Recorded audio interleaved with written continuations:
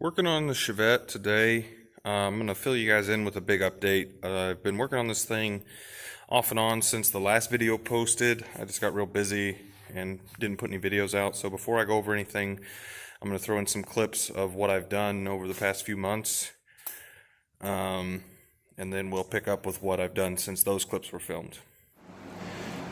Now we're going to be working on probably mounting the seats, because I'm going to get the seat mounted back here somewhere, and then I'll work on a gas pedal, because that's the only thing I don't have inside the car. I figured I'll get the seat mounted first to make sure the gas pedal's in a good spot.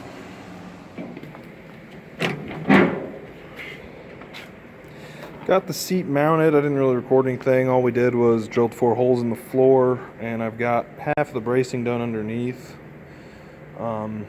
It's just got a piece of plate that goes between the rocker panel and the frame rail, which is about here, so I just got to do some on the other side and that'll be mounted. But it's in there. Put on the air lines just to see if they're going to leak, because they were leaking the last time we put them on. So far they're some of them are holding, some of them are leaking, but we'll have to go through all that and see where the leaks are at, because right now it looks like a little 4x4 all jacked up. Now that we got the seat mounted, I'm going to work on the gas pedal. What I've got is this gas pedal right here, which I got from the junkyard. It's out of one of the little body style Blazers. It's got a nice little bracket to mount it with. I got some holes, or some spots marked up here. You see the little silver Sharpie marks. So we'll try to get those drilled out and get this piece bolted in, and then we'll work on the cable, which is out of the same car. Might be a little long, but it's better than being a little short. I had to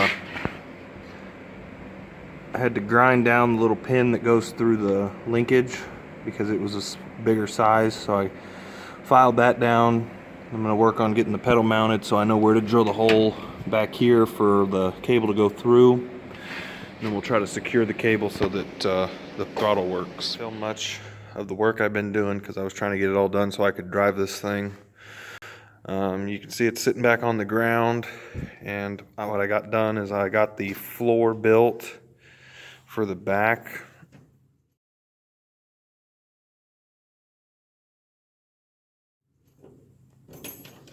Let me pop the hatch and you can see it.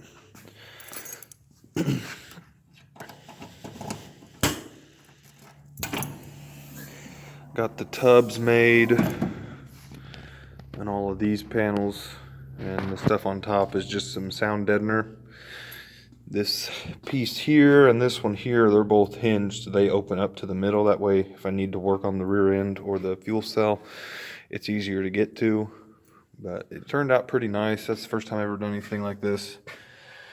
So that's what I got done last week, working on this thing, and now I'm working on the turbo setup. Trying to get the intercooler mounted. I got this elbow put on here because these LT1s have a goofy ovular throttle body instead of a round one, so that's on there. I'm gonna try to get this mounted and get some piping ran to it so we can see what this turbo is gonna do. We got the front bumper off and a 2x4 sitting under the intercooler, pretty much where it's gonna go. On the passenger side, there's a hole there where the factory air inlet was at, which I'll probably just open that up, and that's where the pipe will run through, and then I'll have to cut a hole right over here where that will go through, and it should be pretty straightforward once those are hooked up. It'll just have a 180 coming around and a straight piece going into there. And on this side, I should probably just be able to use one of the 180s and go right into that. And the blow-off valve will be welded in over here somewhere. So I'm gonna build some tabs to mount that to the front of the car, and then I can start working on where the pipe's gotta go. Got the bracket made up for the bottom. You can kind of see it right in there. It's just tacked to the cross member there on the front of the car, and it's bolted to it.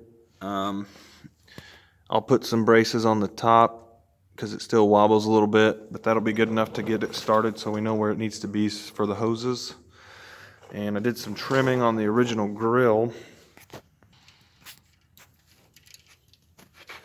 I cut the tabs off here, here, and here, and left these two outer tabs because they're the only ones that don't hit the intercooler.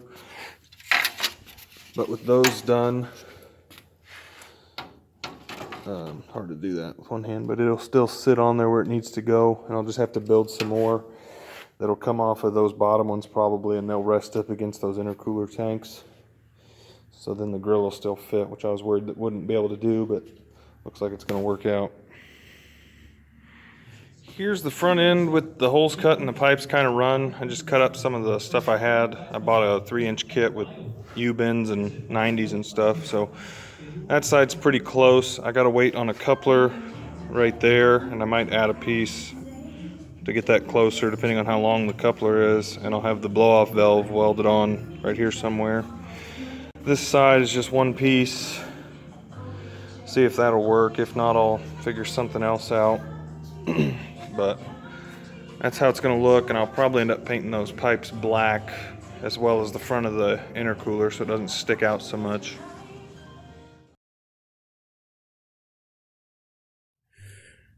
So first thing you'll see is the intercooler is not hooked up, mainly because I don't have the money to have it tuned right now, so I'm just running it NA with the turbo acting like a muffler. I don't know that much else has changed up here. Inside the car, I changed this driver's seat to an aluminum seat. It's like a Kirky, but an off-brand, just to give me some more room. I've got a shifter made out of a piece of square steel and a 2x4 on top.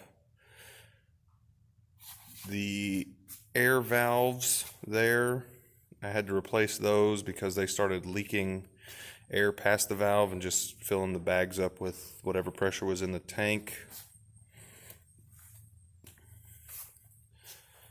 And I think that's about it on the updates.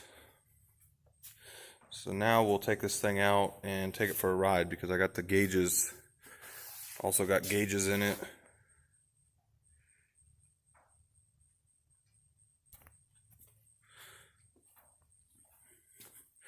These gauges are out of a 91, I think, Chevy van. So it has a digital speedometer that works with the PCM, and it's got all the gauges over there that I need. And then the tach just sits up there.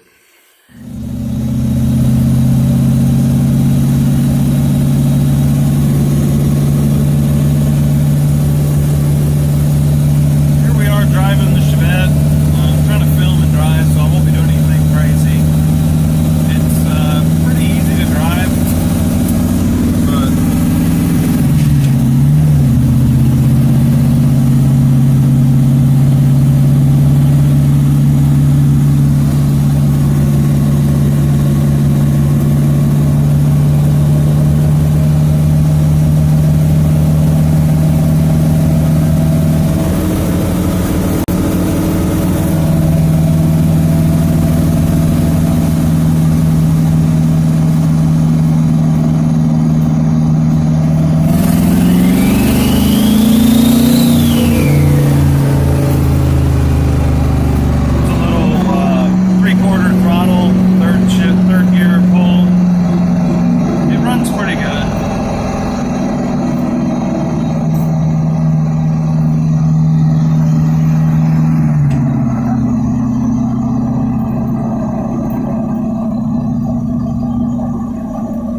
do 4th gear, 35 to 60, or see how that does.